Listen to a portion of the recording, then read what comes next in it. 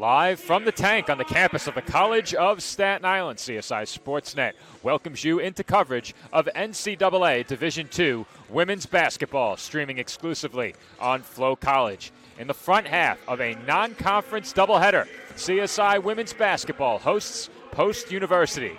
Good evening, everybody. My name is Joe Foreman alongside Nicholas Pavona, and this is the McDonald's pregame show. McDonald's is our scoreboard sponsor here at the College of Staten Island, and they bring you our pregame coverage ahead of every CSI Dolphins home game. And Nick, first and foremost, it's good to be back here at home in the tank. It is a bit more chilly here in New York than it was in Florida, but for those of you who didn't know or could not tell, I joined Nick on each of our last two broadcasts remotely from Florida. A win for men's basketball 1 week ago and a loss for this women's basketball team on Saturday. And speaking of that loss, let's start there. 3 good quarters for this Dolphins team, particularly the second and third periods. And then from there, things completely fell apart in the fourth quarter as the team lost for the first time in their last 4 games. Well, Joe, first and foremost, good to have you back here at the tank tonight for this doubleheader. But, yeah, we'll talk about that last game for the Dolphins against, Assumption. And we saw some good sides for the Dolphins in that game. The shooting numbers were starting to get a lot better for them, especially in that third quarter. They went 6 of 8 from the court in that third quarter. And you and I talked about that before that fourth quarter started. Their defense was showing great signs as well, forcing turnovers to lead to transition points. But the problem for the Dolphins came in that fourth quarter. In that quarter, they go 2 of 18 from the court. They didn't score their first field goal until the 3:30 mark of that fourth quarter, and that really helped the Greyhounds get back in that game. They were able to also out-rebound the Dolphins in that matchup. 50-37 was the tally and the rebound market. And for the Dolphins, a big issue for them as well in that game, Joe. 32 points inside of the paint, as well as 20 second chance points. So the Dolphins need to make sure that doesn't happen again here tonight and try to come out on top with the victory. Well, Nick, I'm picking up right where I left off in our last broadcast. My sense of time still is not recovered. Our last game was on Friday, not Saturday, yes, as I said in the open. But the loss on Friday should not take away from what the Dolphins have done to turn things around during the last month. After a very impressive showing on opening night and 2 wins in their first 3 games, the team went on to lose 6 straight following a 2-1 start to the season.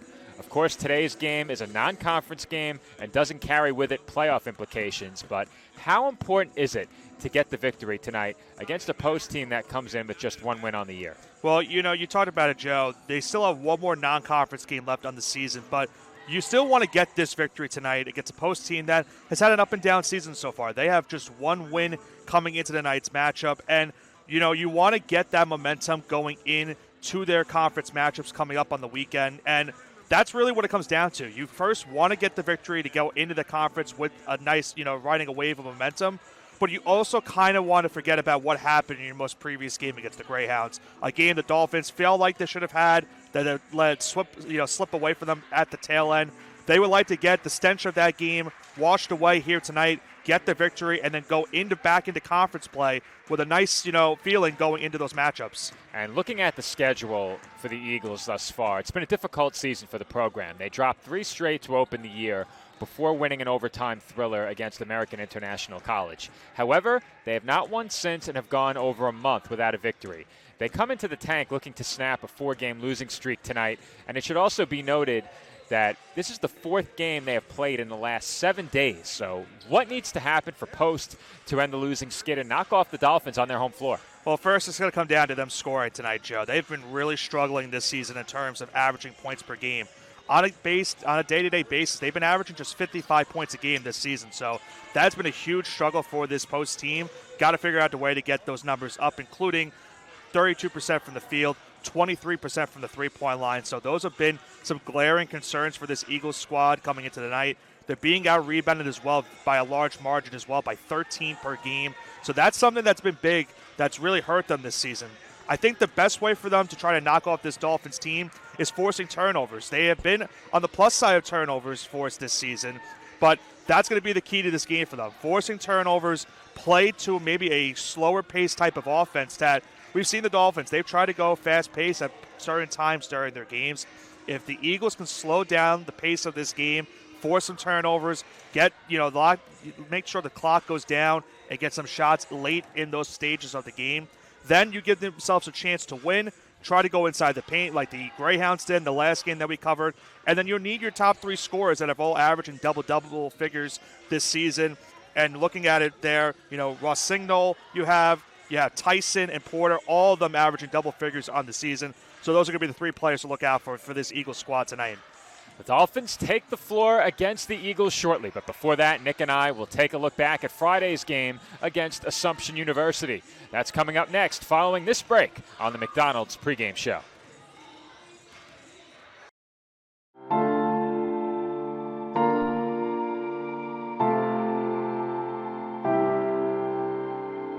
We've learned a lot from him, and we've probably learned more from him than he's learned from us. I think they're a real important part in my life. I can't describe it. It feels amazing.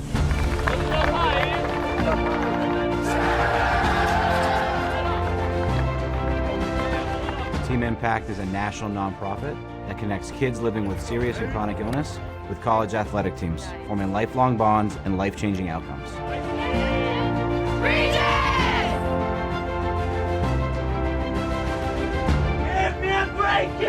Break it! Can I have a hug?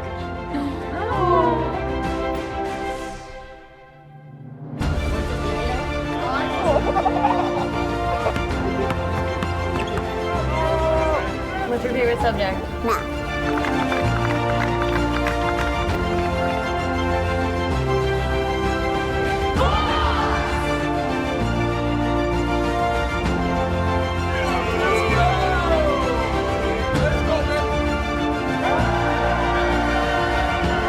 When you spread the word about Team Impact, you have the power to change lives.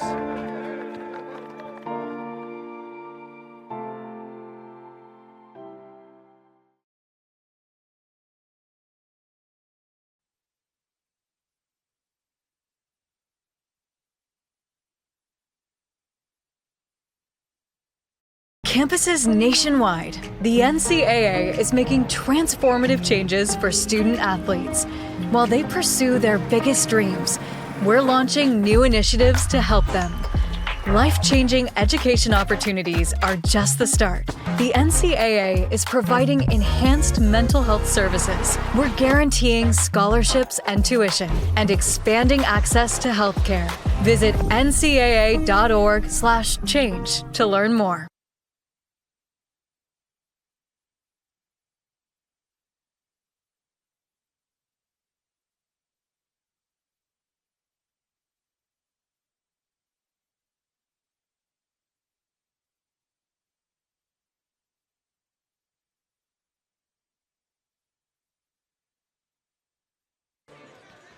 Joe Foreman back with you alongside Nicholas Bavona from the College of Staten Island as we welcome you back into the McDonald's pregame show. And Nick, you were here on Friday as the Dolphins faced the Greyhounds, with me joining you on the call from Florida.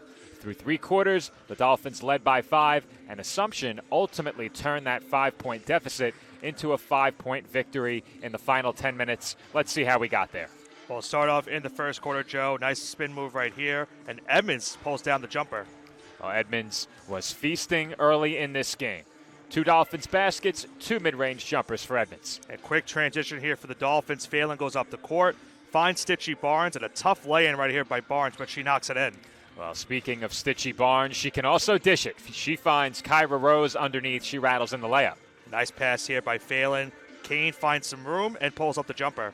And Kane was not done, as Kane gets the ball here, kicks out Gemma Singer with the basket from the corner.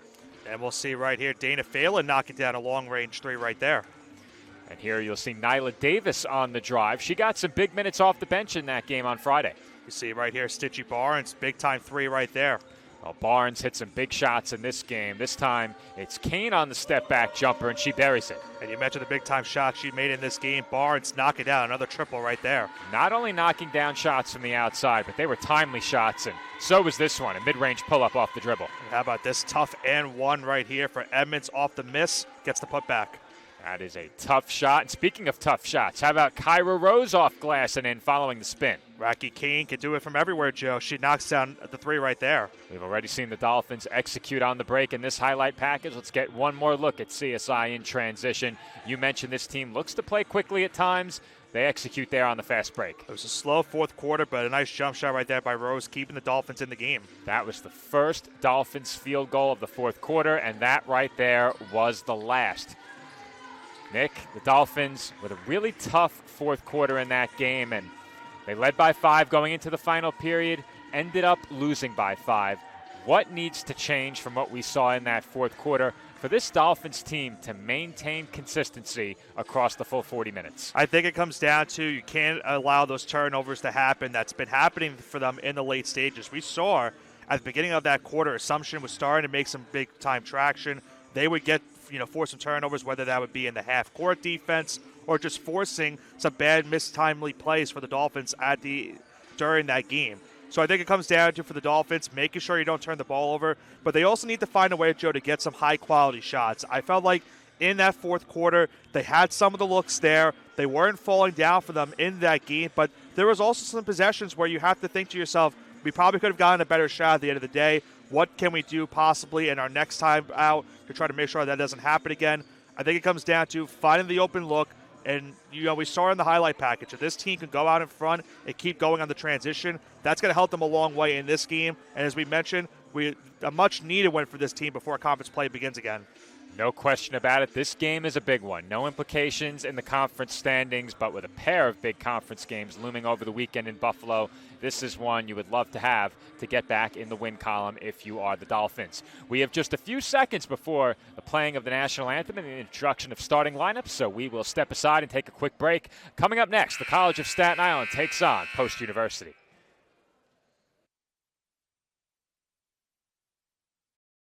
No, I'm right. The podcast that uncovers the origin stories of some of the biggest names in sports, media, and entertainment.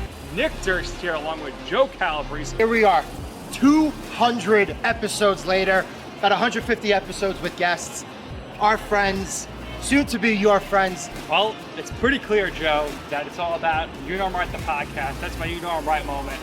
Wanted to do a podcast. Everyone was like, what are you, crazy? Who's going to listen? You're not going to get guests. Well, guess what? I'm the best when it comes to getting guests. You could vouch for that. I am so happy that you asked me to do this. I couldn't have been more thrilled. And follow us on socials. Check us out. I promise you, if you want to work in media, whether you work in media now, whether you want to quit your job and work in media, come to us, and I promise you, we will get you on the right foot. That's what it's all about, uncovering the origin stories of some of the biggest names in sports, media, and entertainment. Keep it locked on You Know I'm Right.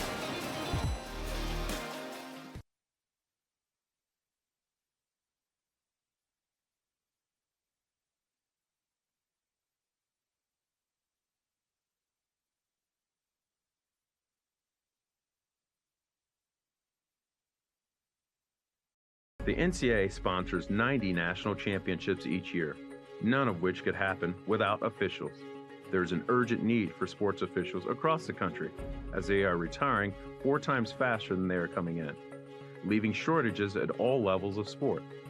The NCAA recognizes the importance of officiating on the student-athlete experience and is dedicated to the recruitment and retention of new officials for all sports. There are many great reasons to become an official. Stay in shape and get paid to do so. Meet new people and build relationships within a tight-knit community. Give back to the sport you love by creating a fair atmosphere and upholding the integrity of the game. Say yes to officiating. Visit ncaa.org/say yes to officiating for more information on how to get started.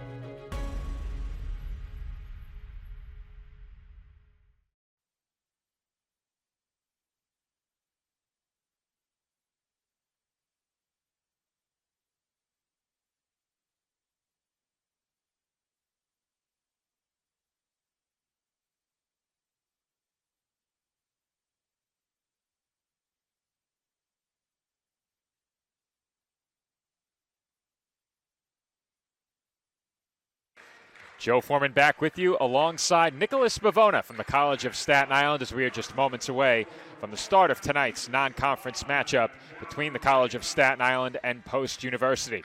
Starting lineups are being introduced out on the floor, and Nick, you have those starting lineups for both teams. We'll start with the Eagles for Post University. First, 0, Cameron Porter. Number 2, Megan Lansadell. Number 5, Jasmine Day Cox. Number 10, Claire Green. And number 23, Alyssa Rossignol. For the Dolphins, number 1, Stitchy Barnes. Number 3, Shunye Edmonds. Number 4, Kyra Rose. Number 5, Raki Kane. And number 10, Dana Phelan. Typical starting 5 for the Dolphins entering tonight's game. And Nick, that unit did a really good job in the game against Assumption University, particularly in the second and third quarters. The Dolphins were a bit shorthanded in that game, did not have Juliana Ditto. She's on the bench and in uniform tonight, so we would expect the Dolphins will have her. But this starting unit for the Dolphins has had games where they came out strong, as we saw against the Greyhounds, and they've had games where they came out a bit more slowly, especially at the offensive end in other games. So if you're this starting 5 for the Dolphins, what needs to happen early in this game to ensure you get off to a good start tonight? Well, I think it comes down to, Joe, we talked about the numbers that Post has had this season in terms of rebounding.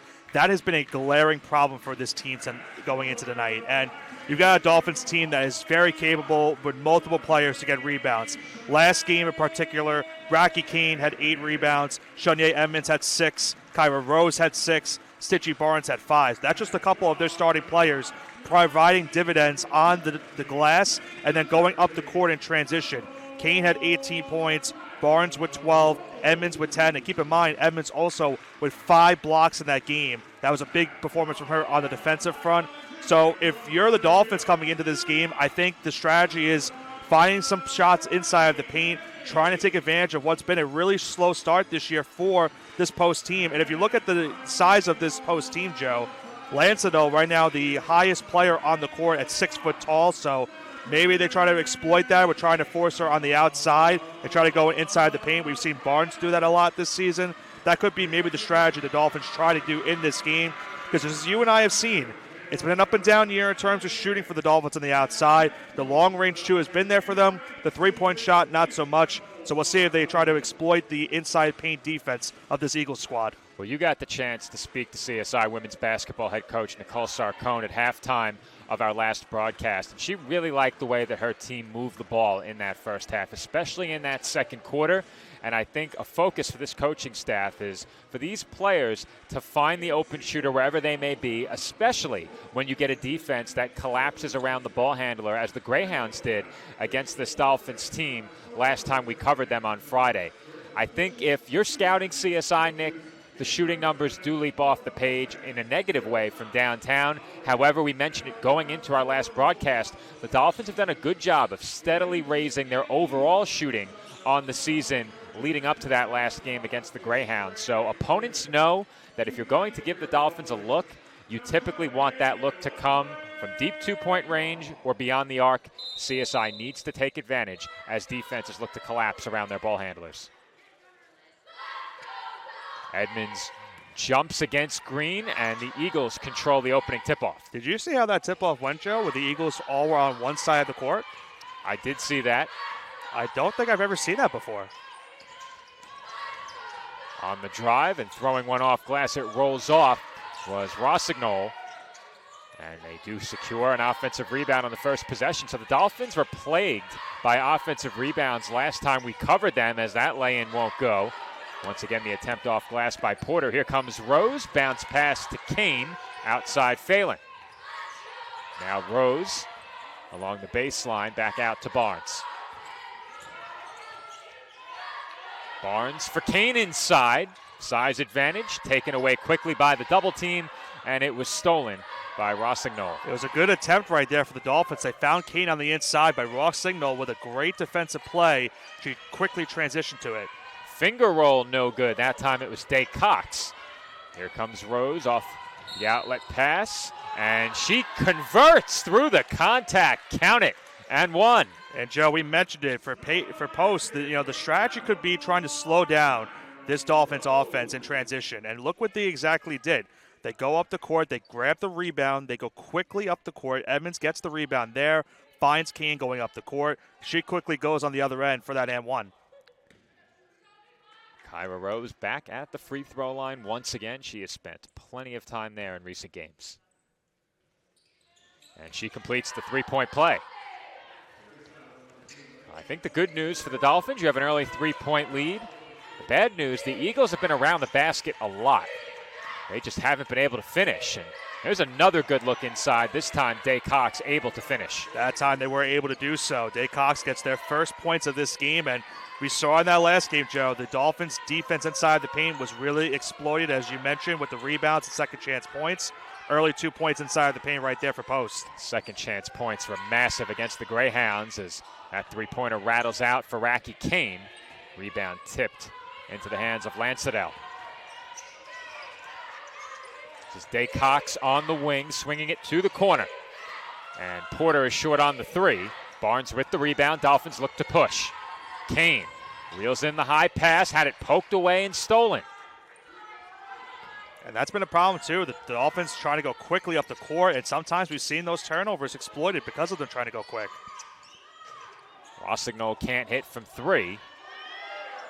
And the kick out off the offensive board goes to Lansadell. Feed inside, and an offensive foul was called against Rossignol. A good job right there by Stitchy Barnes inside of the paint.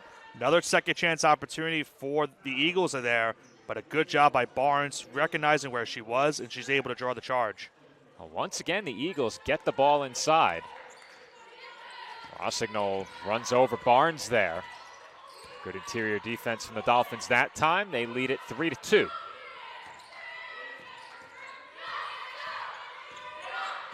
Tiara Tyson up off the post bench as the Dolphins turn it over yet again. This is Day Cox off the underside of the rim, wide open. She might have lost it as she was going up with it, Joe. That's one she's going to want to have back. Well, that looked like an easy two coming up, and Day Cox, as you said, Nick, appeared to lose her grip on that ball, and the attempted finger roll hit the underside of the basket. Eagles certainly hoping as this game goes on, maybe that's not the difference maker of this game. Tyson into the game for Cameron Porter off the Eagles bench. We saw how big bench points were for the Greyhounds in that last game too, Joe, so that's something to also note. Tyson, one of their leading scorers, coming off of the bench in this game. Barnes feed inside to Kane, trying to keep her pivot foot, lost the ball, and threw it off the hands of Kyra Rose. And look how quickly the Eagles converged on Kane right there. They forced her on the double team. She was also in possession, a chance of getting a 3-second violation, and she throws it away. It's been a tough start for the Dolphins in this game. 4 turnovers early. The Eagles have attempted 7 shots to the Dolphins 2. However, CSI still leads. Backing in. Rossignol can't hit. She's the leading scorer for this Eagles team, but has not been able to get any points yet. She misses that finger roll on the post. Phelan swings it to Barnes. Barnes out to Phelan. Phelan thought about the three. Cross court back to Barnes. Now Kane right back to Phelan for three. Too strong and rebounded by Rossignol.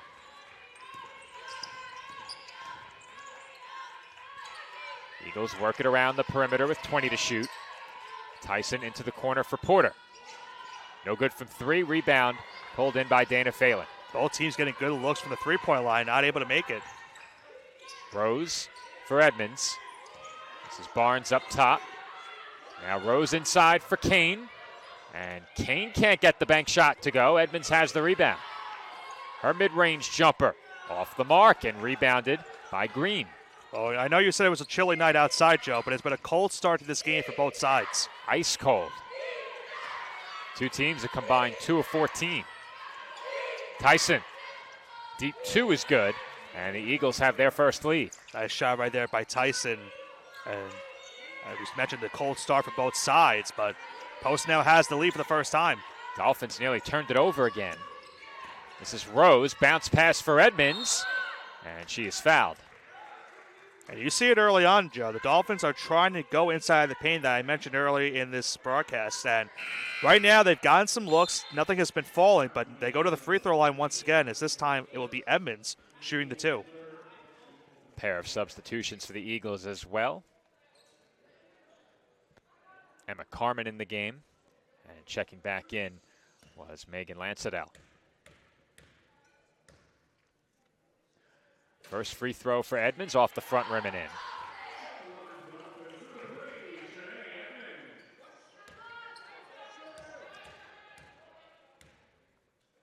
Edmonds coming into the night, a 50% free throw shooter, hits both. And we've spoken about it so many times, Joe, how the Dolphins would love to improve those free throw shooting numbers over the course of time. As a team, 65%, opponents at 68. Under 5 to play in the first quarter. Travel. And that is a clear travel by Porter. I was hoping they would pick that one up because we had that last game where the shot clock violation wasn't called. So I know Nicole Sarcone certainly was hoping that would be called right there. And with the clock at 4 minutes and 54 seconds remaining in the opening quarter, we head to our first media timeout. Our score through 5 minutes plus, the Dolphins 5 and the Eagles 4.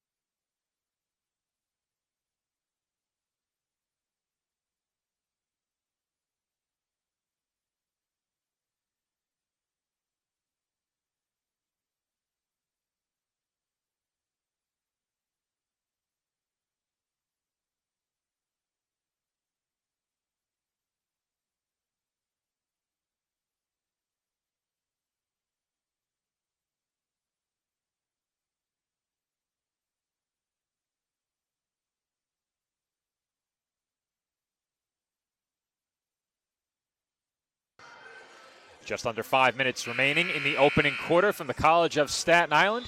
It's a 1-point lead for the Dolphins with 4:54 to go in the opening quarter. And Nick, we said it, it's been a cold start for both teams from the field. The two sides a combined 3 for 15. The Dolphins have turned it over 4 times, but they have not paid for it in the early going. They still have the lead, and it will be CSI basketball coming out of the timeout. Yeah, I think the Dolphins are at least grateful that despite their cold start, the Eagles have also had themselves a cold start. Both teams shooting 20% to start this game. Dolphins get it across half court with 22 on the shot clock. Rose for Barnes, thought about the 3.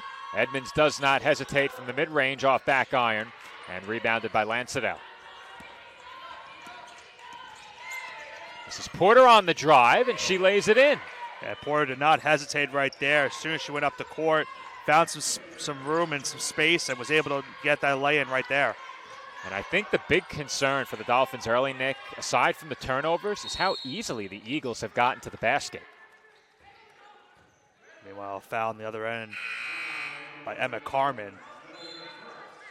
Meanwhile, that's now 4 fouls on the Eagles, so the Dolphins now 1 away from the bonus. The Eagles have 6 points in the early going, 4 of those coming in the paint, but Nick, it could be a lot more. Yeah. They've gotten to the basket with ease early in this game, just have not finished. And, of course, there was that one chip shot on the fast break, if you can call it that.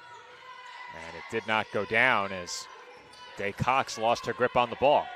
This is Phelan. Off the mark from 3. Rebound taken by the Eagles. Here comes Day Cox.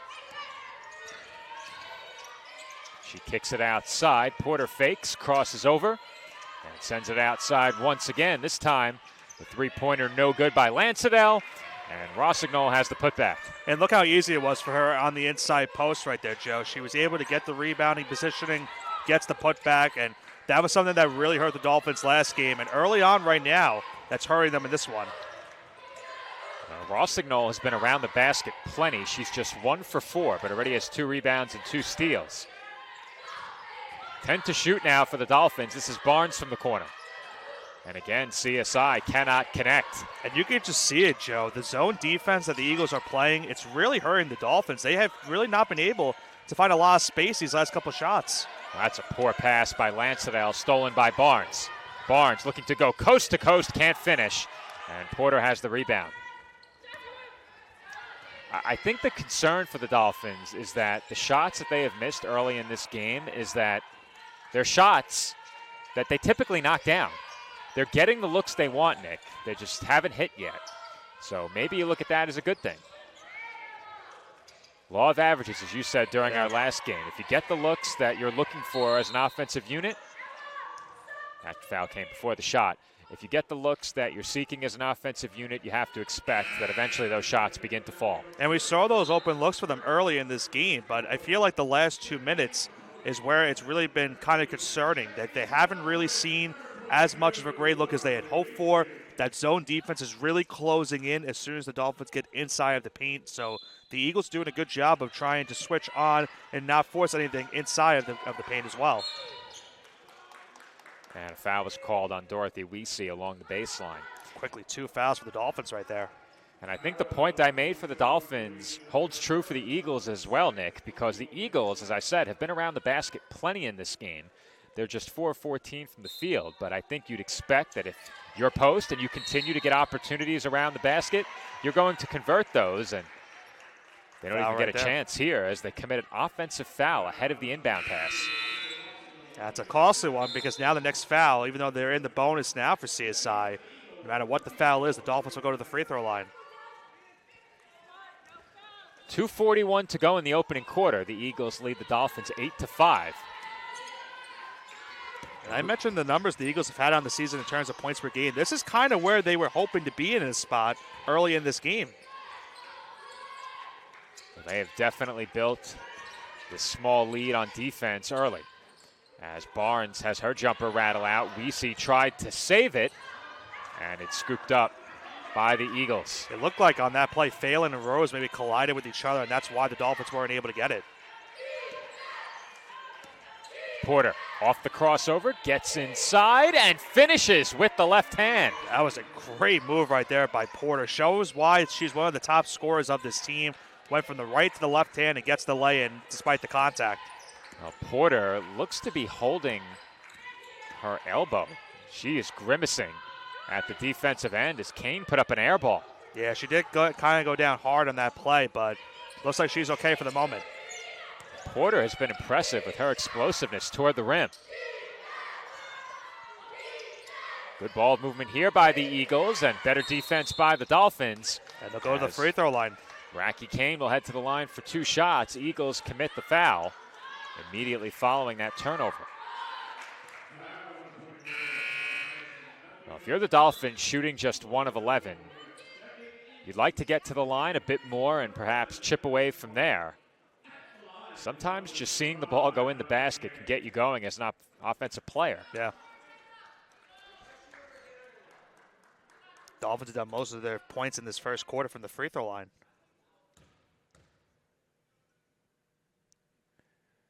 First free throw by Kane is good. And you said it, Nick. Majority of the points have come from the stripe. CSI now 4-4 from the line. They have 6 here in the opening quarter. Make it 7 as Kane goes 2 for 2. The Dolphins now 5 for 5 from the line. Nyla Davis into the game for CSI as Dana Phelan heads to the bench. So Davis got some nice minutes off the bench of that last game against the Greyhounds.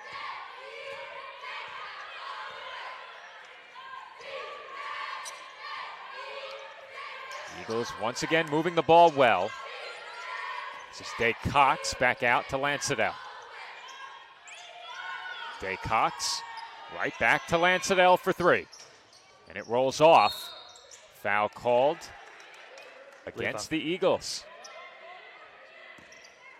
Yeah, it looked like, trying to see the number, I think it was number 24, Tyson. Well, the Eagles continue to commit a plethora of fouls here in this first quarter. And for a team that is off to a nice start, you hate to lose players to foul trouble at this point in the game. They've already lost Rossignol to foul trouble. And the Dolphins missed their first free throw, now 5 of 6, but Rossignol on the bench with a couple of fouls. And she's the leading scorer coming into tonight's game for this Eagles team. And even though she's just 1 of 4, she's left her mark on this game early. 3 rebounds, 2 steals. A couple of second chance points as well. Final minute of the opening quarter. Day Cox out to Porter for 3. No good. And Weesey has the rebound. Dolphins look to push and perhaps pushed a bit too hard right there as that pass goes awry. That's sometimes the pros and cons trying to go up the court quickly. You know, the pro is, of course, you get those quick transition points. The con, you have times like that where you turn the ball over. That turnover, number 6 for the Dolphins in the opening quarter, and you know head coach Nicole Sarcone wants her team to clean that up. On the other side, they have forced 4 Eagles turnovers. Ford commits the offensive foul. Good defense right there by Weesey, forcing that foul right there. And the Dolphins now, Joe, have a chance to get the foul shot of this first quarter. Ford had absolutely nowhere to go on that drive. 20 seconds remaining as the Dolphins take their time getting it across half court. This is Rose over to Davis. Now Barnes. Final 10 seconds of the quarter. Barnes nearly turned it over. And they got a big break right there as it went off of Carmen. Yeah, I think you could make the case the Dolphins might have gotten started a bit early there. Had about 10 or 11 seconds when Barnes looked to drive, and had she turned it over, the Eagles had time. Rose into Weesey. Weesey with the underhand layup nearly got the roll, and with 1.2 to go, the Eagles knock it out of bounds. See what the Dolphins draw up here. They'll have a chance of a catch and shoot right here with 1.2 on the clock.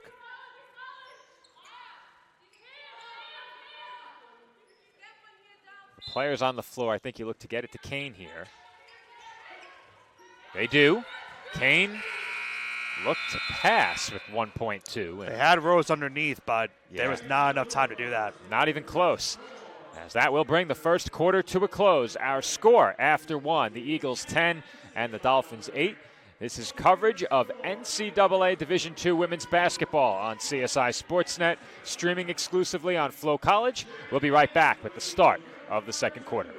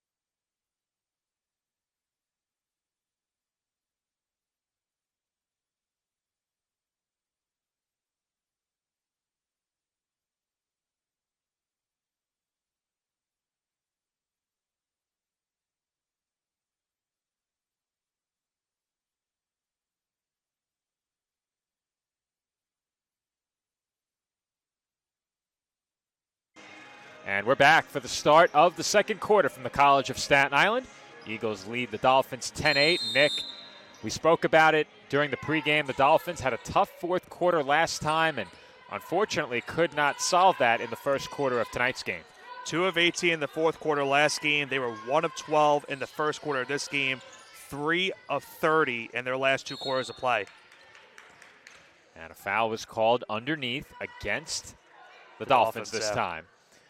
The Eagles were beside themselves after that whistle came in, but the foul is against CSI, their first team foul, as we're just 15 seconds into quarter number 2, and very quickly, Shania Edmonds off the Dolphins bench replaces Dorothy Weesey. I believe the foul was on Weesey underneath the rim. Let's see. It was either Weesey or Nyla Davis. It looked like a 2 and a 1 flashed up, but we'll check the live stats. It was on Davis. As the Dolphins come away with a turnover. Here comes Rose looking to go all the way to the rim, and she draws the foul. She looked like a running locomotive on that play, Joe, going up the court as soon as she forced the turnover. Yeah, I would not want to be between Kyra Rose and the basket on a fast break like that one. She took control all the way in the corner. I know I've drawn a charge in a faculty and staff game, but I'm not looking to draw a charge on a play like that. You are known for your ability to set the feet, get in position, and draw the charge. Not that time, though.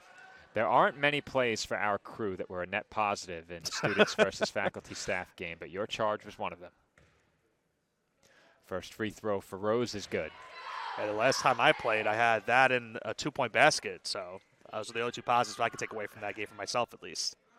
I did play this year, very sparingly, but I did get in the game a little bit. But at least it sounded like it wasn't as bad as the year prior. It wasn't good. Now, I might be involved in a championship game on Thursday. Oh. Nick Durst and his 5th Borough, I think, Division B team made the championship, due in no part to the contributions of Nick and I. though Nick did recruit well. Meanwhile, the Dolphins have it off the Eagles' miss. It's a good GM. No question. Executive of the Year. Went from winless to the championship. Can they finish the job? I have scored in every game I've played in. You could be the difference maker. I doubt it. All I bring to the table is about 6'1.5" of height, and that's really it. I've been good for 2 points each game. 3 in one game. Did hit a 3. From the corner, my worst spot. 15 to shoot for the Dolphins. Davis surveys the floor. Now Rose with 10 on the shot clock. Back out, Davis. Into the corner, Barnes for 3. No good. Kane with the rebound. Back to the basket, and she throws one off the back rim. I'm trying to remember, Joe, when was the last time the Dolphins had a field goal? It feels like it's been a while since they've had one. The 2 field goals in this game, or I should say the 1 field goal, belongs to Kyra Rose. And I'm trying to remember what the make was as the Dolphins secure that rebound off the miss. Here comes Barnes looking for field goal number 2, kicks out. Davis, baseline, trapped. Now Rose inside for Edmonds, and Edmonds can't finish. That's the second time a player has had a wide open look underneath. We saw on the other end, Tyson missed the lay-in, and then right there, Edmonds misses that one. Did get fouled, that she got the offensive rebound. Well, looking back, Rose scored the first basket of the game to make it 2-0. It was a driving layup to get the scoring started. Just over a minute into the first quarter. The Dolphins have not had a made field goal since. And they say Edmonds was not fouled in the act of shooting as well. Davis passes on the 3 and will dribble back outside. Jalen, over. That was close. 8 to shoot now. Bounce pass for Edmonds, left open. And she can't hit the mid-range jumper. And that's something that you noted out earlier, Joe, that the Dolphins are getting those looks. That's a shot that Edmonds has been hitting all season. You don't see Edmonds miss too many of those. She's missed a couple. Good spin inside, and Ford is able to finish with the left hand. How about that post move work right there by Ford, going right past Kane and getting the 2 right there to put her team back up 2. Well, I had Ford with an attempt earlier. Officially, that is her first field goal attempt. She did shoot one in the double team earlier, correct, Nick? I believe so. Maybe they say she turned it over instead of shooting. As Rose can't finish, she'll try again. And jump ball was called. Possession arrow favors the Eagles. And you can make the case Rose had a good look right there, too, off the pass. Got inside the paint, had a good look, but once again, the Dolphins just have not been able to capitalize here in this first half.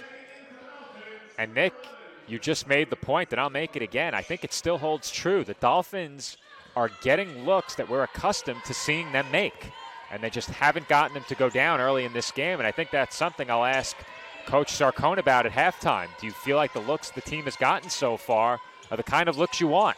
Dolphins now 0 for 6 to start this second quarter. Ford, tough shot over Rose. Thought maybe Rose got a piece, but once again, the Eagles have the offensive board, and this time it's Tyson on the floater. Tyson with the floater right there. And once again, Joe, it's second chance points harming the Dolphins, but they really need a basket right here. I mentioned before, 0 for 6 start to this quarter. They need a bucket. Davis finds Rose along the baseline, and Rose could not finish. She thought she was fouled. Dolphins hustle back defensively. Rossignol with it.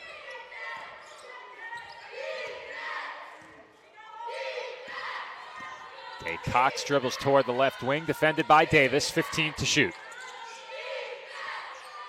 Rossignol back out to Day Cox. Tyson in the corner, gets it away. Walker with 4 to shoot. Gets inside, tied up, and traveled. Almost a big break right there for the Eagles. I thought at first maybe they were going to call a foul on the Dolphins, and thankfully for their sake, they forced a travel, and they'll get the ball right back. Davis over to Rose. Now Edmonds for Davis. And when Davis is coming off the bench, she's run the point. As we mentioned, or perhaps didn't. I don't believe we did, in fact. Gemma Singer not active today. Yes. And Juliana Ditto, who did not play in the last game, has not come in either as the Dolphins turn it over. And Rossignol converts through the contact, count the basket, and the foul. Well, Joe, once again, the Dolphins with another really bad turnover right there. They try to force a pass inside the paint. Rossignol forcing the turnover, goes coast to coast, gets the N1, and she now goes to the free throw line. Here's one more look at that last make following the Dolphins turnover. Rossignol with the steal and the finish as Rose commits the foul. And I think, Nick, if you're going to foul in that situation, you have to make sure you foul a bit harder than that. Rose sort of turned her body away from Rossignol and made that a relatively easy finish considering that the foul occurred. Just over 5 minutes to play in this first half. Dolphins now trail by 7. Post in the midst of a 6-0 run, and it will not end there as Phelan put up an air ball from the corner. Another foul. Foul on Frances Torres as she took down Rossignol. Both sides now with 3 team fouls in the quarter. And it feels like, Nick, the Dolphins could really use that media timeout coming up in 6 seconds. Yeah, they really could, Joe, right now. It's been a really bad start to this second quarter. It feels like it's almost similar to what we saw in the fourth quarter of the last game. They're now 0 for 8 to start the quarter, and we're 5 minutes into the quarter, at 5 minutes till halftime. Eagles work it around the horn. Rossignol back up top for Tyson. Lansadell on the wing. She feeds Rossignol. And Rossignol did not see the double coming. Good help by Phelan, and she's able to get it to Edmonds. The Dolphins get out the court quickly and get the numbers. Rose for Frances Torres, and she can't hit from the corner. There's another good open look, but again, just nothing really falling for the Dolphins. Dolphins are 1 of 21, Nick. And again, a lot of these looks have been looks that they're accustomed to making as Davis gets in the passing lane, gets to the rim, and banks it in. And a big sigh of relief right there for the Dolphins show. Davis made a great play on the ball, was able to initially tip it, tipped it once again, and finally gets the Dolphins' first field goal since the early stages of this game. It's been a poor shooting start, Nick, but no need to panic. The deficit is just 5. I think that's the beauty of it, Joe. Despite the bad shooting numbers, they're only within 5 points. Now make it 7. Rossignol knocks down that jumper. And CSI has also forced 9 turnovers. Meanwhile, Juliana Ditto is at the scorer's table alongside Dorothy Weesey. So it appears Ditto is available tonight, getting set to check in. Just over 3.5 minutes to play in the second quarter. Our next stoppage will bring us to a media timeout. Rose for Davis, and that's good defense by Rossignol as Phelan would have had an open 3 in the corner. And with that, we head to a media timeout. 3:27 to go in the second quarter. Our score, the Eagles 19 and the Dolphins 12.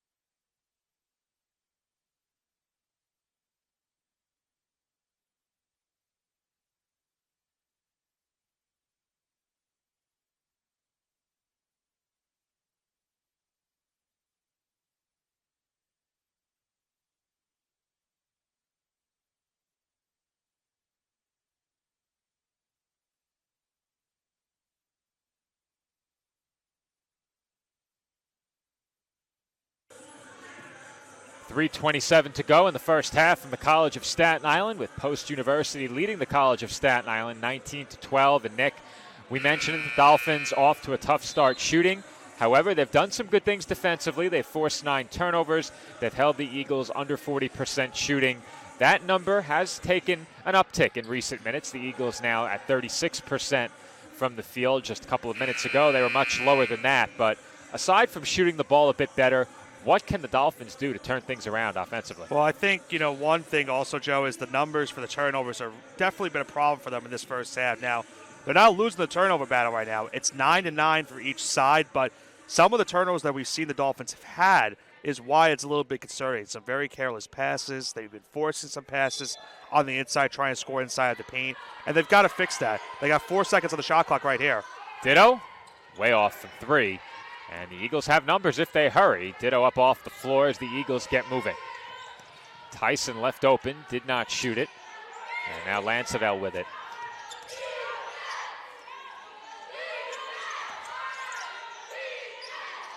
In the corner, that was Carmen. Feed to Tyson. 10 to shoot.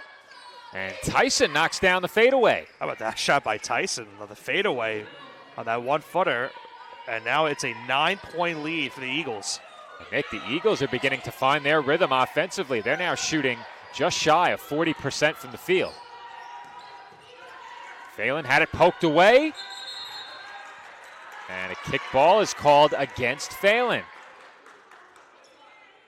It's turnovers like that, Joe, that I was just mentioning before. It's turnovers that have really been plaguing CSI and really been really eyesore for them right now. They have to figure out a way to not have these turnovers happen, and with the way the shooting has been so far, they've got to figure it out before this half ends. And you made a good point, Nick. A lot of the turnovers have been very sloppy and borderline careless, and I think that's the deeply concerning part, just as you said. And I think that's a great point you made, because a lot of the errors that we've seen have been unforced. And I think the 2 of 23 in many ways, at least that to that extreme, it's been unforced. There have been a lot of open jumpers in those 21 misses as Rose had it poked away from behind.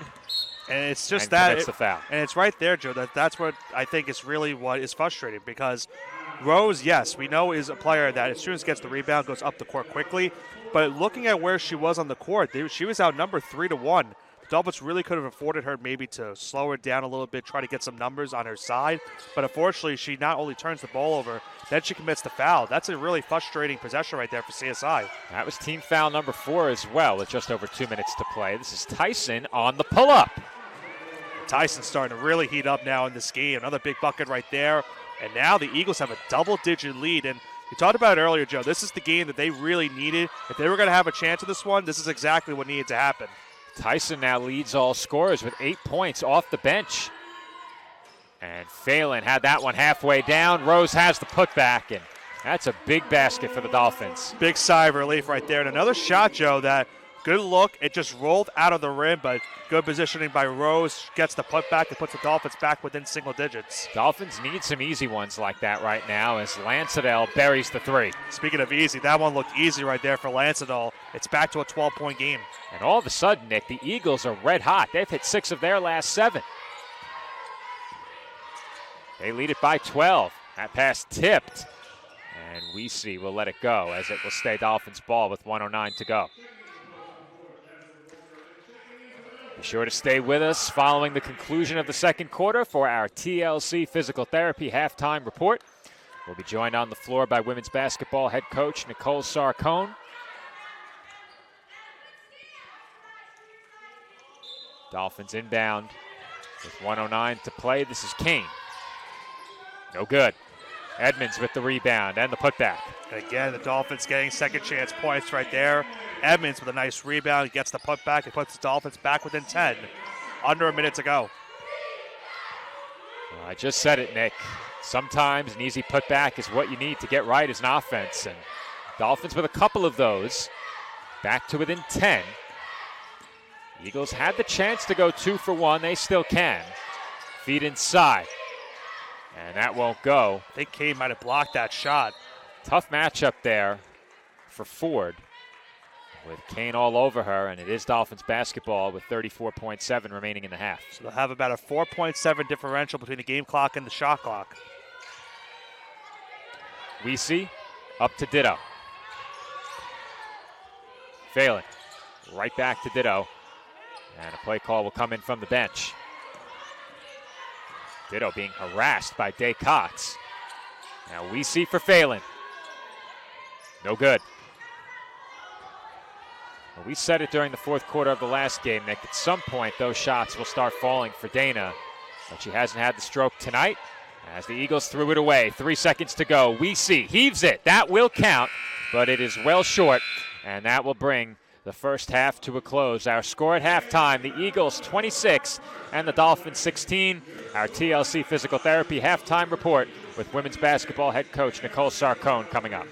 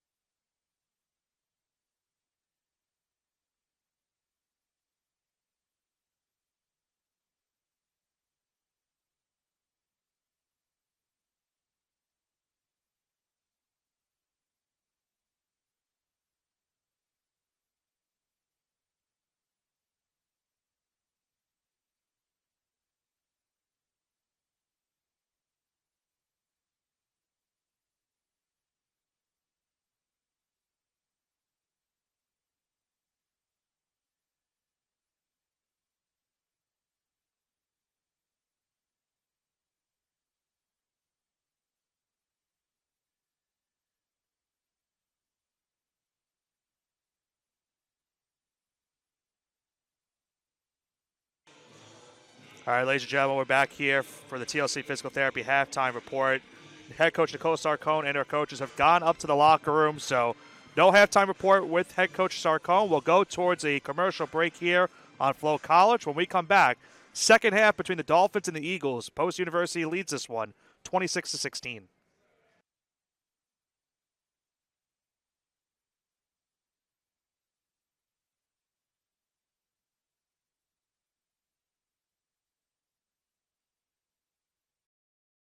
Hobra, a taco joint, Staten Island, where we're proud to have shared our family-first spirit with people from throughout New York City and the world.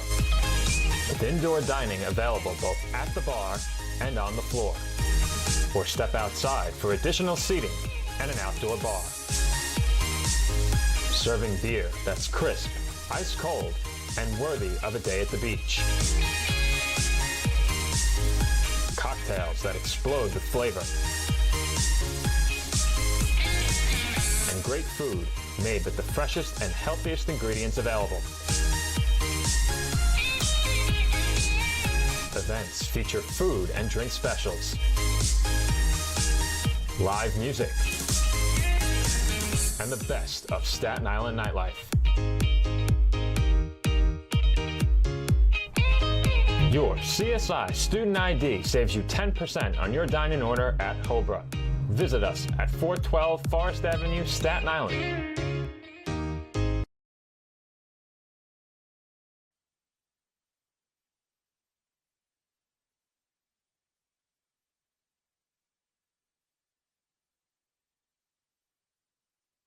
Kettle Black on Staten Island, a top 5 wing joint in America by Food and Wine magazine. Serving daily lunch and dinner at the bar or on the floor. Perfect for family and group parties with top shelf drink and delicious food. From great times with good friends. Live sports and watch parties. To Staten Island's hottest nightlife. The Kettle Black features live music and DJs weekly.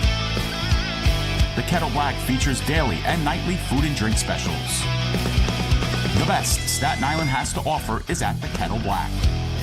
We'll see you there at the Kettle Black, located on 415 Forest Avenue, Staten Island.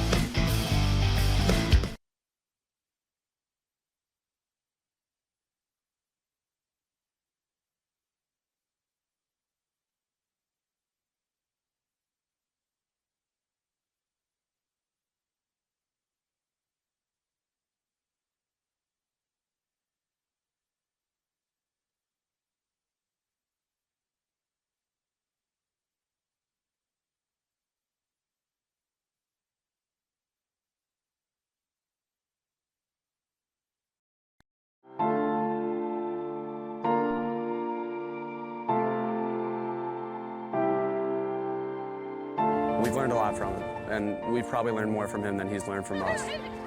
I think they're a real important part in my life.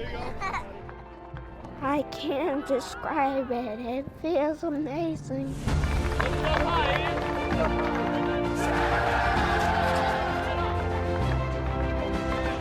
Team Impact is a national nonprofit that connects kids living with serious and chronic illness with college athletic teams, forming lifelong bonds and life-changing outcomes.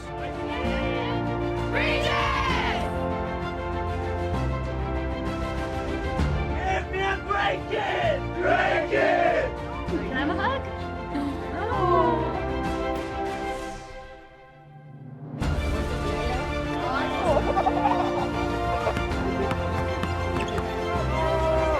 What's your favorite subject? Math.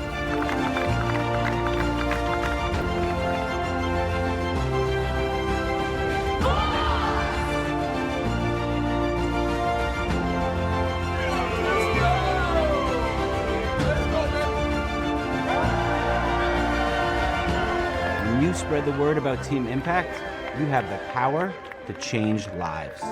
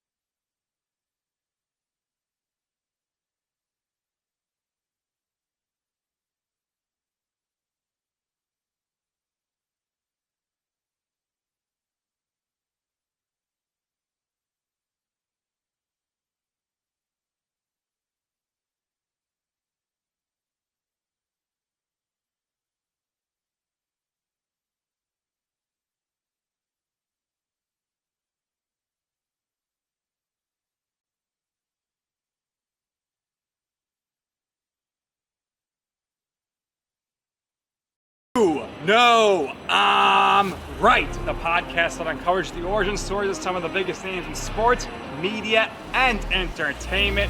Nick Durst here along with Joe Calabrese. Here we are, 200 episodes later, about 150 episodes with guests, our friends, soon to be your friends. Well, it's pretty clear, Joe, that it's all about You Know I'm Right, the podcast. That's my You Know I'm Right moment.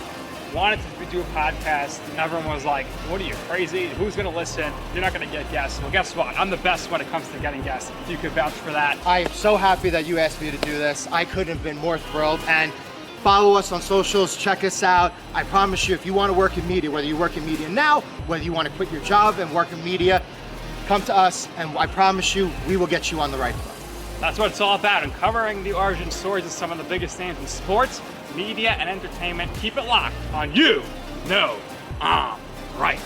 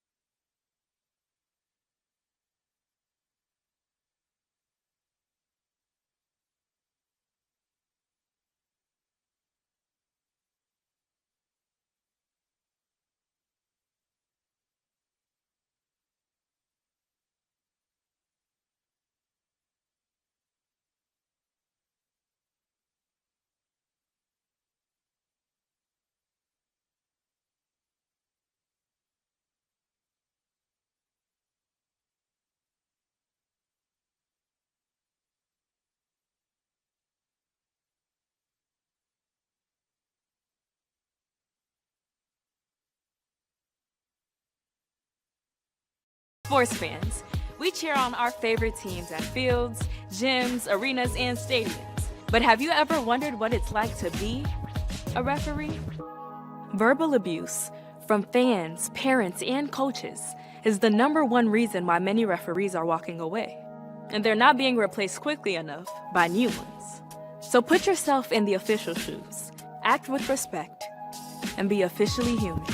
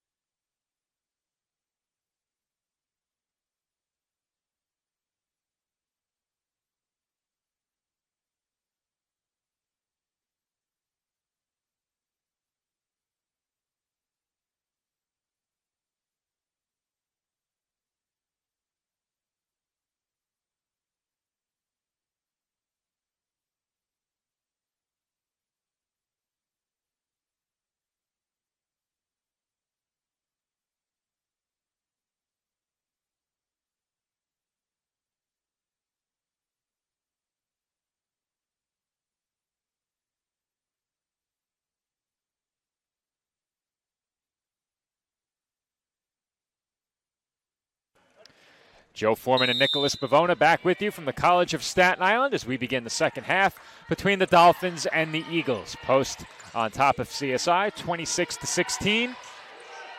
Tough night shooting thus far for the Dolphins, Nick, but they're right there. It's still just a 10-point game, and if you're the Eagles, you have to feel pretty good about what you did in that first half. Of course, the defense in part responsible for the Dolphins' poor shooting, and they really picked it up at the offensive end late in the second quarter. Yeah, that's just it, Joe. They started getting a little bit of a run towards the end of the first half to put them up double digits going into halftime as the Dolphins forced a turnover right there. Barnes checks over her shoulder.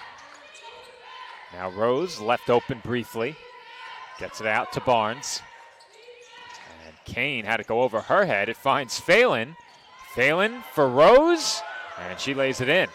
That's a good way to start the half right there for the Dolphins' first offensive possession. Nice pass right there by Phelan. The initial pass wasn't going towards her, but she made a nice play. Well, when you spoke to Coach Sarcone during our last broadcast, she mentioned that she liked the way Dana Phelan was finding the open player and not solely focused on looking to score. She got her shots up in that first half as that shot was tipped, and the Dolphins have the rebound. Dolphins push, they might have numbers. And Kane lays it in transition as Day Cox may have tweaked her ankle. And Joe, it was Kane that started that play right there. Got the block on one end, on the other end gets the transition lay-in.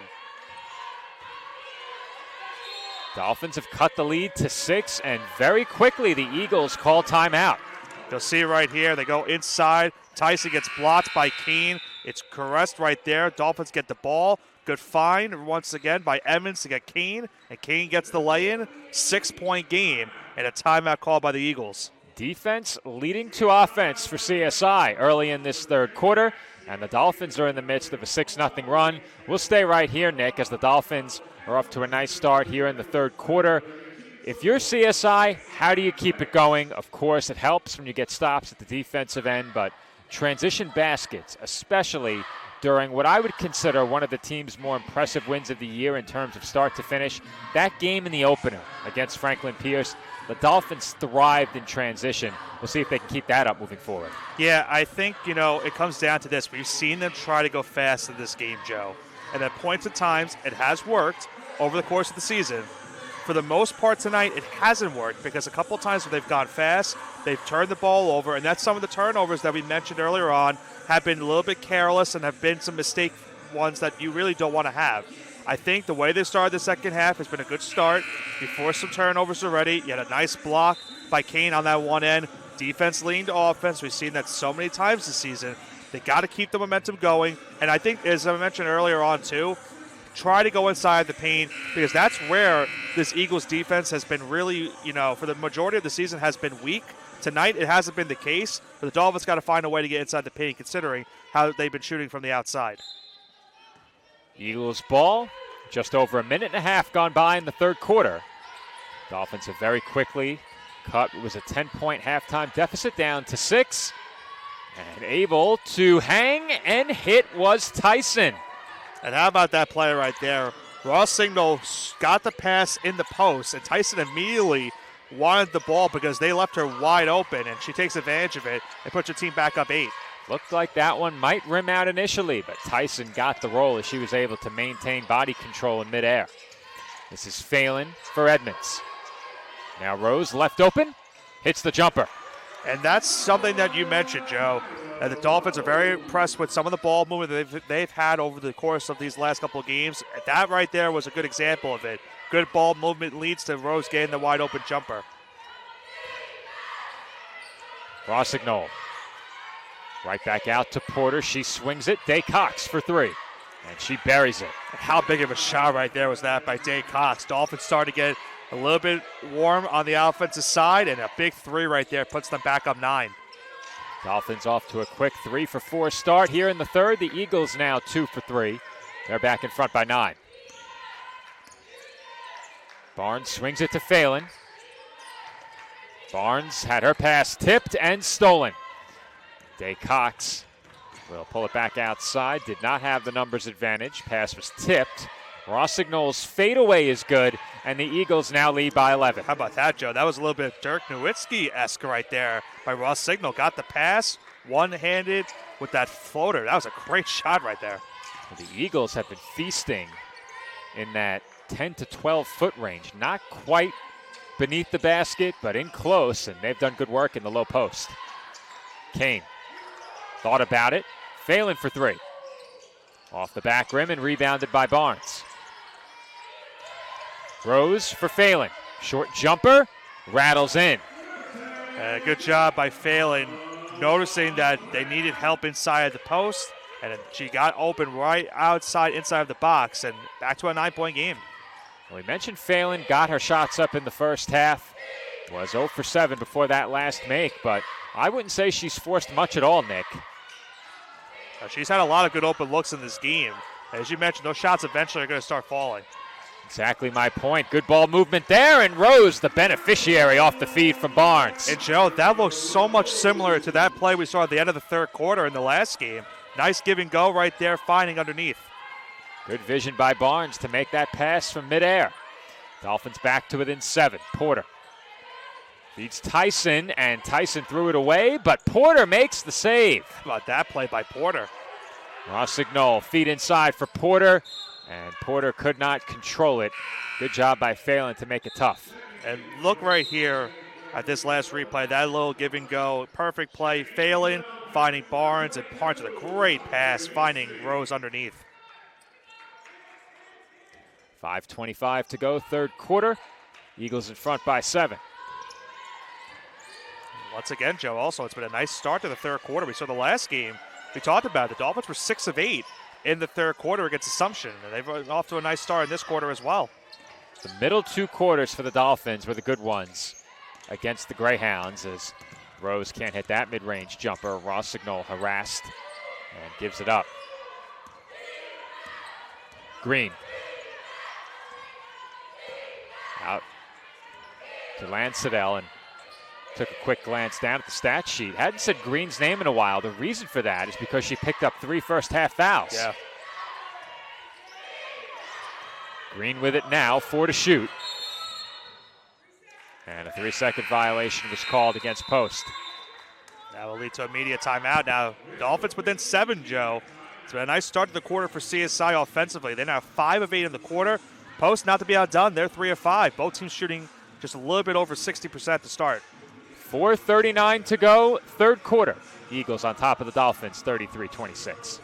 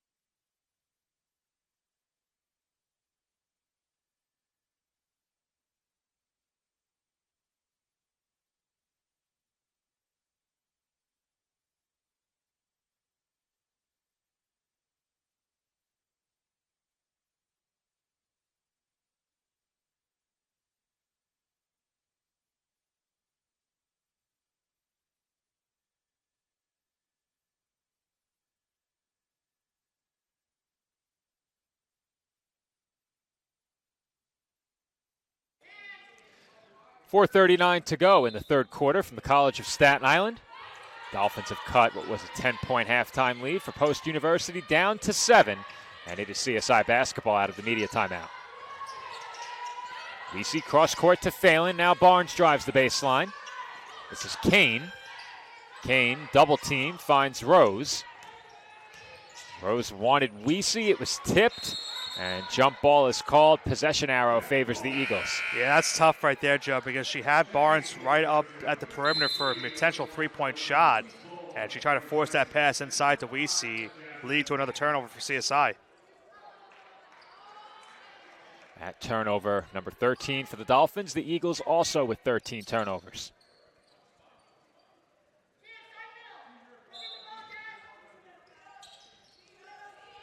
Rossignol with the inbound and sends it right back to Day Cox. Tyson, the lone Eagle in double figures. Rose in double figures for the Dolphins with 14 of their 26. No other Dolphin with more than 4. Porter finds Rossignol for the mid-range jumper. And that's just too easy right there. Porter cutting towards the basket, and they really cannot leave Rossignol wide open like that. She's had herself a nice night. Dolphins with what was nearly a careless turnover, and it is. Porter for Tyson. No basket. That's a good foul right there by Weesey. If you're the Dolphins, these turnovers that occur before you cross the timeline have to be a major cause for concern. We've seen it plenty in the last 2 games. Yeah. That's something that I highlighted at the beginning of our broadcast, where the Dolphins in that half-court press, when they're facing it at defensive end, they really have been struggling to get the ball up the court, and turnovers like that have been happening. Green outside for Day Cox. Short flip to Porter. Now Green open for 3. Air ball, and Rossignol all alone for the putback. That might as well have been a pass right there to Rossignol. She was left wide open, as you mentioned, underneath the rim. Dolphins trail by 11 again. This is Barnes for Phelan in the corner. No good. Rose skies in for the rebound and was fouled. Second chance opportunity for the Dolphins upcoming after getting that offensive rebound from Rose, and they'll bring in a couple substitutions along the way. Edmonds and McKee in for the Dolphins. Nicole Sarcone trying anything to get this team going on the offensive end, and perhaps even more importantly, to crash the boards. Dolphins in this quarter are 5 for 9. So the unit that was out there was finding ways to score. Hills gave it up right there, that inbound pass. That would have been another careless turnover they would have had. Dolphins are also winning the rebounding battle here in the third quarter, 4-3. Phelan wide open. In and out. Again, we said it so many times, Joe, but the looks have been there for Phelan. They're just not falling. She's now 0 for 9 from 3. Lansadell into the corner for Day Cox. Now Porter for Lansadell. Rossignol is fouled. And it feels like every time she gets the ball, she's getting a little bit of space inside the paint. And that's something the Dolphins really can't afford to have happen. She's already made a couple big shots. Now she's going back to the free throw line. She's had herself, as I mentioned before, a nice game for this Eagles team. She has 13 points on 6 of 10 shooting. Well, that foul occurred on the pass. It would be an inbound for the Eagles from the baseline here. Second team foul on the Dolphins. Tyson flips it to Day Cox. Now Rossignol got McKee in the air and hits the fadeaway. How about that shot right there? Got her to jump on that initial inbound pass and able to get that to fall 13-point lead. And now she increases her point lead to 15 in this game. Well, she made it look easy on that basket, Nick. Barnes, her pass tipped and stolen. And losing handle on the ball there and going down to the floor. I believe that was Day Cox. Yeah. And the Dolphins catch a break there, Joe, because once again, and this has been a problem for them in this game, it's been this issue of forcing the ball inside of the paint, and that's where a lot of their turnovers have been happening in this one. They are grateful that on the other end, the Eagles were not able to maintain that pass, so they get the ball right back. Edmonds. Bounce pass from McKee was tipped. Ends up in the hands of Davis with 15 to shoot. Weesey's pass tipped. Now ditto for McKee. Doubled and fouled. You can just see the swarming of McKee inside of the paint as soon as she gets the ball. We saw that earlier in the first half when Racky came. And once again, they're trying to force that double team as soon as the ball goes inside. And Dolphins now will get the inbound pass upcoming here. That's a great way to describe it, Nick. Absolutely swarming defense from the Eagles, who now lead by a game-high 13 points. And that's despite the Dolphins shooting it pretty well here in the third quarter, 5 for 10. They are 0 for 4 from downtown, now 0 of 13 from distance in this game. But Nick, as well as the Dolphins have shot it, the Eagles have shot it better here in the third, 6 for 9, as they commit their third team foul. But this does not look like a 1-7 team at the offensive end this evening. Yeah, no, they have been shooting great, and we talked about it. The numbers have not been there for them this season. They've done a really good job tonight. Ross Signal is the one that's been doing it, and that's a really bad foul right there by McKee. The Dolphins continue to turn the ball over. That will go down as number 16. It was a clear push off for her right there. They've been getting tangled up through the last couple of possessions, and that's one where we talked about, Joe. The turnovers that they've been happening, but the turnovers when they do happen, a lot of them have been really, really ones that should be mistake-free and have just really hurt them in this game. Well, you could see McKee was getting a bit frustrated as they called that foul when she was taken down maybe a minute or so before. I think it actually may have led directly to that inbound. Yeah. Tyson gets the roll. And Tyson, we saw having those shots in the first half as well. She knocks down one down, got the friendly roll. And the large lead continues now for the Eagles. They're up 15 in this game. 1:20 to go, third quarter. And the Dolphins have to be careful as Post begins to pull away a bit. McKee can't finish with the left, goes back up with it, can't convert. And Lansadell has the rebound, draws the foul. That's team foul number 4 on the Dolphins. And that's a possession they're going to want to have back, Joe, because they had 2 good looks once again inside the paint. Looks like Porter was a bit shaken up again after the end of that sequence. Yeah, she's looked a little bit shaken up early in this game. Remember, she fell down on that layup attempt, was holding up her elbow, and hasn't seen the same since, but she's still in the game. Porter outside. Tyson off the head fake, finds Porter. Now Carmen doubled along the baseline. Porter against Davis. Good defense there by Davis, but it ends in a foul call. And that now puts the Dolphins over the limit, so now free throws upcoming right here. The Eagles in this game have attempted just 1 free throw. The Dolphins have attempted 9. Most of those came in the first quarter. Dolphins have not attempted a free throw here in the third. Same goes for Post. Their lone free throw attempt came in the second quarter.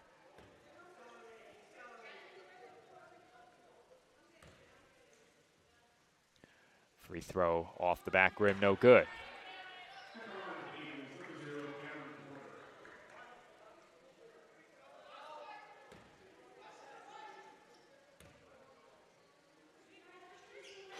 And that one rattles in.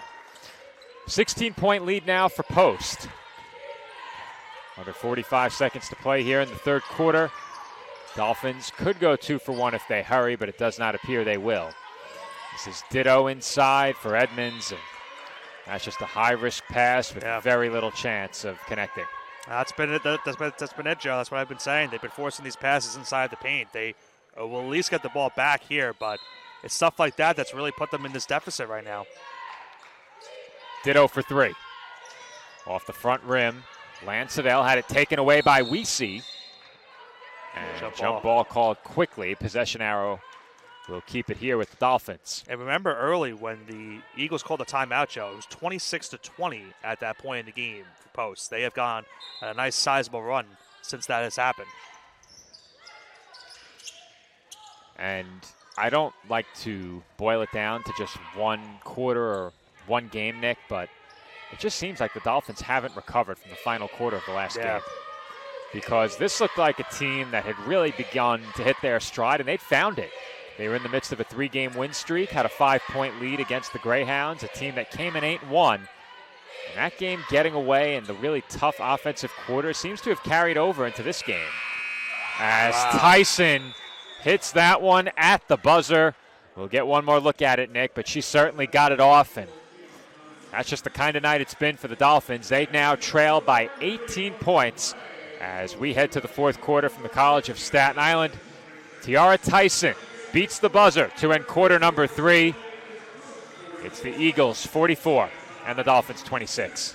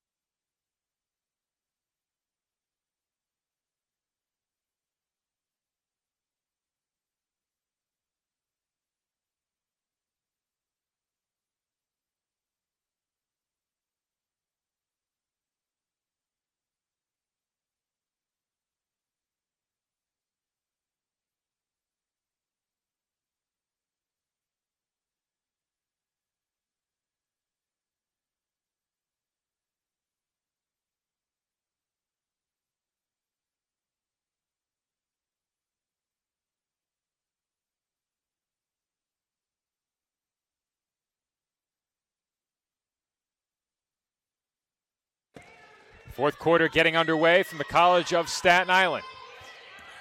Dolphins now trail by 18 points, and after a good start to the third quarter, Nick, the Eagles really turned it up and began to pull away from the Dolphins as McKee swats that shot into the out-of-bounds area along the baseline. But, Nick, the Eagles really stepped it up at about the midway point of that third quarter. Yeah. The Dolphins finished the period 5 of 13, and now they have a steep hill to climb as we start the fourth. Doing my math correctly, I think 18-6 run to end that third quarter after it was 26-20 to start the quarter. Well, I can tell you they ended the period on an 11-0 run. That run now extends to 14-0. They're just making a lot more shots on the outside mark, too. Another big three-pointer right there. They're up 21. Lansadell has 2 makes. Both of them are threes as McKee has the lay-in. And you mentioned it, Joe. It just really feels like this team hasn't recovered since that last game because assumption that fourth quarter. And that's something that you really can't harp on when you're facing another matchup before you go back into conference play, as there's an open three and a miss. I thought the Dolphins might get a whistle there for an offensive foul on the drive by Day Cox. Right there again, Joe. Another bad turnover trying to force it. Just over a minute gone by in the fourth. Dolphins now trail by 19. And the turnovers, Nick, continuing to plague them. That was number 18. 4 reserves and Shania Edmonds out there for the Dolphins to begin the fourth quarter. Getting her first action of the night is Ariana Davis. And Day Cox got right by her but couldn't convert the lay-in. Cox certainly not happy about that one. She's going to want that one back. Well, Day Cox is 2 of 6 with 5 points. Had a couple of easy ones that she missed as Weesey can't get the putback to go and is whistled for the foul. And with those 2 conference games looming as well, Joe, with the way that the offense has looked the last now 4 quarters, started the 5th quarter here for them, I think that's definitely a big concern for them because you have to go back into conference play upcoming this weekend. You have big matchups with Uville and Damon. So the team's got to find a way to get back into the right track of things on the offensive unit. They're going to have any chance this year in the rest of the ECC play. And we said it ahead of the last game. If the Dolphins could close out this non-conference stretch strong, they would have so much good momentum heading into conference play, and it just hasn't happened. They do come away with the stop there at the other end. Edmonds left open, off the mark. And good job there by Davis to get a hand in, and Edmonds immediately turned it over. Tyson gave it right back. Poor decision there on the bounce pass. Kyra Rose over to the scorer's table with just over 7.5 to play. And the Dolphins turn it over again. Another play where they try to force it in the paint on the post. That's been the story of the night. Well, Nick, that's another one that just seems like a careless turnover. Yeah. A nonchalant bounce pass that had pretty much no chance of connecting. I think that's something they have to talk about in their next couple of days on practice. You can't be forcing passes inside the paint.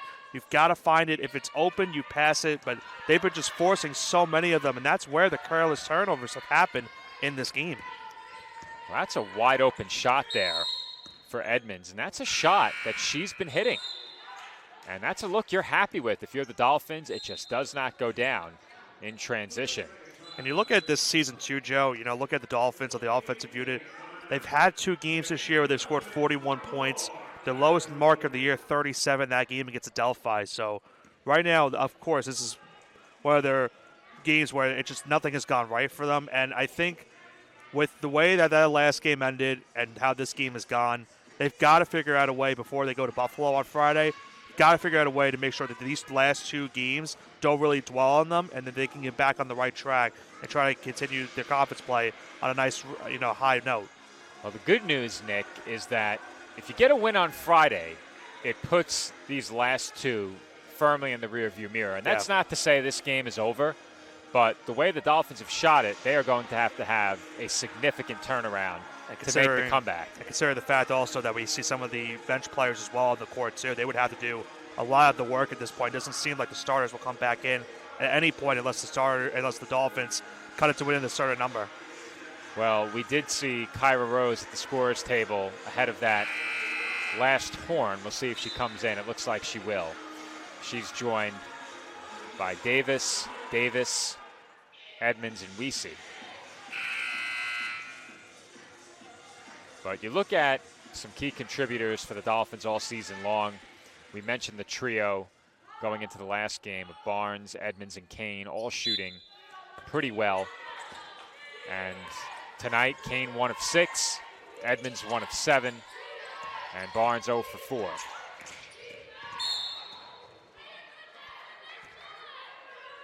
And keep in mind how this game started, too, for the Dolphins show. Of course, they shot it really poorly to start the game, and most of those points came inside of the free throw line. So I think that's something, too, where the free throws were looking good for them early on in this game, but like we mentioned a lot of times, the looks have been there, and sometimes you have those nights where nothing really falls down for you, but they're right, case in point, another turnover. On a positive note, we mentioned going into the last game that Kyra Rose had been in the midst of a hot streak, shooting the ball well, shooting it better from the line. She's 4 of 5 from the stripe tonight, 5 of 9 from the field, 14 points. She's accounted for half of the Dolphins' scoring as a foul is called against CSI underneath. Yeah, you look at the numbers, Joe. She's shooting 55% from the field tonight, so she's had a good night shooting. But outside of her, that's where the problems have really loomed for this Dolphins team. We've seen Edmonds get some great looks. Phelan's got some great looks. Kane has gotten some great looks. As we mentioned, just it seems that there's a cylinder around that rim. It's kind of like those carnival games you go to at the fair. Oh, those are rigged. Yeah. That's what it feels like right now for this Dolphins team. As a frequent visitor of Six Flags, I know how hard it is to hit one of those buckets on the high baskets, even the mini baskets. And I would always get suckered into trying to put more money and try to get that basketball or whatever it was. I have won before, but it was not at Six Flags. Meanwhile, the Dolphins did turn it over again. But the jump ball arrow favors CSI. The one time I won one of those games was at Hershey Park. Okay. I've won a couple times, and it was very lucky that I did. I couldn't believe it myself. I walked back to the bus, I showed a basketball, and they could not believe I got it. I dribbled my mini basketball around with pride all day long. Yeah. It was a UNC basketball. Yeah, me too. And the Dolphins see time run out on them. That's just another one right there, Joe. Yeah, another careless turnover. That's number 22. This time a shot clock violation. That's a careless turnover without even passing the ball to force a turnover on the other side. They just didn't realize how much time was on the clock. That's funny, though. Both UNC basketballs for the two of us. I know Sam would like that. Yeah. Feed inside. Rossignol goes to work and converts through the contact and one. And she's showing why she's having a tremendous year for this Eagles team. Now 17 points for her on the night, has a free throw coming right here, and increases the lead once again to 21 points.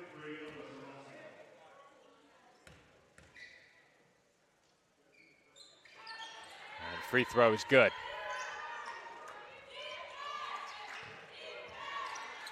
Eagles in front by 22. Dolphins have been held to just 2 points in this fourth quarter, and Nick, we don't need that. Now, should I feel good about myself that I didn't back up when that happened? Well, I was ready. I had to get my hands out from under the table.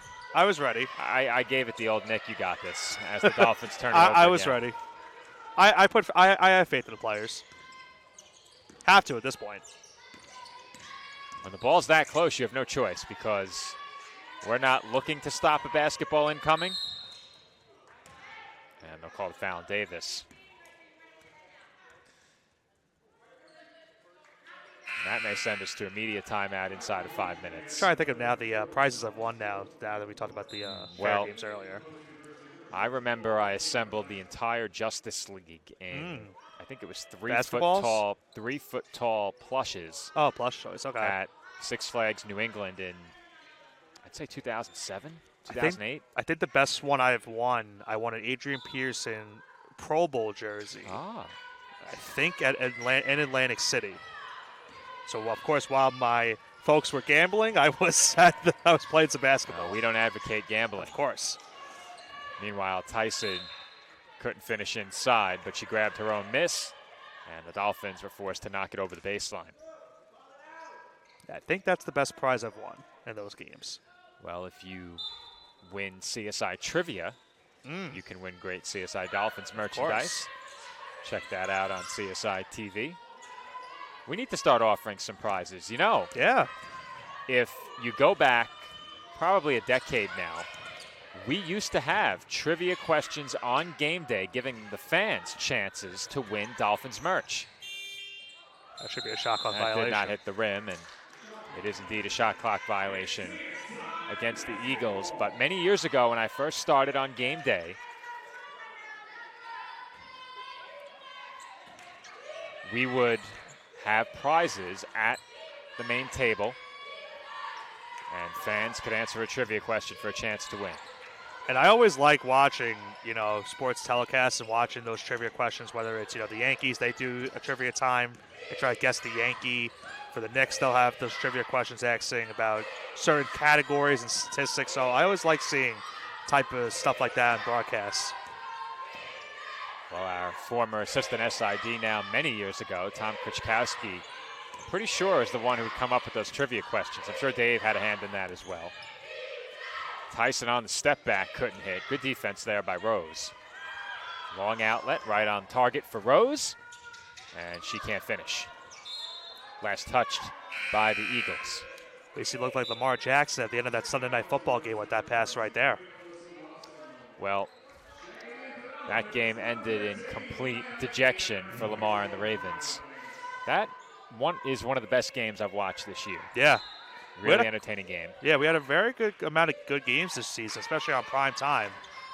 That one was a good finish. I'll tell you, we don't advocate gambling at all. Good luck picking the winners in the NFL this year. How about that, Joe? Finally Phelan getting that three-pointer to fall. Phelan rattles in the three, but I'll tell you, as a fan of the game of football and someone who's called a lot of football, if you just put on any given NFL game this year, you had as high a chance of a great game as any season in recent memory. There were a lot of games where you had completely unexpected results or games that came down to the final seconds. It's a lot of fun this year.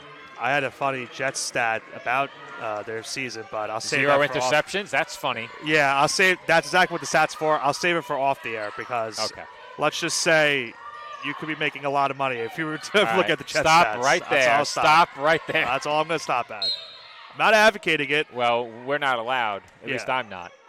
But we'll talk off the air. Let's just say it did appear I was going to be allowed for a couple of weeks there. Yeah. I was ready. It was a very bad year, but like we said, for New York football teams, it was another very, very rough season. There is one team that had a worse year than the two New York sports teams. Your Raiders. Teams. Yeah. At least they beat the Chiefs. Well, only I would move from the Jets to the Raiders now, 5 years ago I made the switch, and it hasn't gone well for me. The Raiders immediately went downhill. I was a big Derek Carr fan, a big John Gruden fan, and they're both long gone. They're both very long gone. Both long gone, so I was left with the wreckage. And unfortunately for the Raiders, it culminated in what was the worst season in football. I'm not sure what's worse right now, being a fan of either side. At least the Raiders will have an opportunity to pick number 1 in the draft, but Jets have number 2. I should tell you everything about it. Yeah. I was a former fan of the second worst team and a current fan of the worst team. You can't pick them much better than that. No. I'm a fan of a team that really can't properly lose at the end of the season. They just like to win. You could have lost one for the Raiders. Well, let's put it. Let's call a spade. Both teams tried so desperately to lose. Well, not once the game started. At least not the Giants. Going into the game, yeah, they put every player on the IR when they weren't hurt. And even last Sunday, the Giants were putting players on the IR for being ill with a sickness, and they were saying, "Yeah, I'm not sick." So the Giants were trying to lose on Sunday, and they still won. Just been that kind of a year. Yeah, when you put it out there that blatantly, I really don't like that. Nope, I don't either. I think it compromises the integrity of the game in a big way. And what kind of message does that send to the players who are out there as McKee blocked that last shot? And I'll save my Giants rant for off the air, but that's just been some of the problems I've had with this organization. Nice Phelan shot by hits the Phelan. pull-up. He's hit our last couple. And I think, Joe, when you look at that, I think the Dolphins at least getting a couple points towards the end of this game. Hopefully they can carry that over into the next game against Deauville on Friday. They really will need to, because they cannot start the way that they started this game on Friday against the Saints. Certainly not. And we highlighted it during the pregame, right before tip-off, Nick. I mentioned how the Dolphins have been really up and down early in games. We've seen some games where they got off to red-hot starts and looked strong, and some other games where they came out completely flat. And I wouldn't say they came out completely flat in this game. After the first quarter, it was 10-8. Right. So the Dolphins were there. They didn't shoot it well, but they did get to the line. We're 6 of 7 from the stripe. And they held the Eagles to 5 of 18. So the first quarter was not nearly all bad. But Post in the second and third quarters shot 15 of 23, and the Dolphins shot 8 of 30. What did we say earlier, Joe? The law of averages. Eventually, one of these teams is going to start shooting well from the court after a slow start, and it was Post that shot it well in that second and third quarter, as you mentioned. For fans of CSI women's basketball who will be tuning in on Flow College, you can pick up our audio call of that game over on YouTube. Hopefully you have the ability to run YouTube and Flow simultaneously. If you have a laptop, you certainly do. Just try and sync up our audio with the video from Flow, and you can get my call from Buffalo, New York on Friday evening, as that lay-in won't go for Weesey. Put back by Davis, no good, and that's the kind of night it's been for the Dolphins, Nick. First opportunity, a good look, does not go down. Second chance, arguably a better look, does not fall, and it's been rinse and repeat for much of this game. Yeah. Final minute, fourth quarter. Rose for McKee, and that goes out of bounds. Turnover number 27 for the Dolphins. Yeah, that's a glaring number, Joe. That's a very big glaring number. Not a good number, and I think the good news is you have Wednesday and Thursday, depending on when they leave for Buffalo. I'd presume they leave on Thursday. And, we talked about some of the ways that Post can win this game, Joe, and one of the things I mentioned was if they can win the turnover battle, they will have a great chance to win. They have been winning the turnover battle in a very large number tonight. They've done a really good job. And how about that shot by Tyson? Tyson, the Division I transfer from Central Connecticut State University, has looked really good tonight. Now has 16 points on 8 of 14, and Phelan can't hit that three. That should do it. And the Dolphins will ease off here and allow the Eagles to dribble out the clock. But I was saying before, Nick, the Dolphins have a couple of days to regroup on Wednesday and Thursday ahead of Friday night's game in Deauville. And I think we're going to learn a lot about this team by how they perform this weekend. The Saints, a team that the Dolphins have competed well with in the past. The Wildcats, a team that has had their number. They get the Saints first on Friday. And I think if you're CSI, you're going to learn a lot about this group by how they perform on Friday night. A road environment. There could be some winter weather on the way up there. It might not be the most ideal circumstances in terms of traveling and in terms of getting to the facility on game day, but this team's going to have to find a way to band together and play some better basketball this weekend in Buffalo. Yeah, certainly is the case, Joe. It's going to be a really telling story how this team responds going up on the weekend on Friday and then having to carry it over on that Sunday as well against Damon. So these next two games will be really telling on how the Dolphins will potentially finish out their season. And like we mentioned, the looks were there for them tonight. I think that is the good sight for them, that they got the open looks. Now it all comes down to executing those open looks and making those shots. We'll see if they can do that on Friday against Deauville and maybe carry it over on Sunday against Damon in the rematch of the championship game from last season. Well, on the other side, Nick, Post deserves a lot of credit for their performance here this evening as they knock off the Dolphins by a final score of 54-33. The Eagles end up shooting over 43% from the field. They hold the Dolphins to just 23% from the field as we get set to begin our pregame show for the men's basketball game. Not sure why our TLC backdrop is out on the floor. We will sort that out in just a few moments. But My name is Joe Foreman alongside Nick Bavona on the call. Our final score in our women's basketball game, Post University 54, the College of Staten Island 33. Men's basketball takes on Post University coming up next.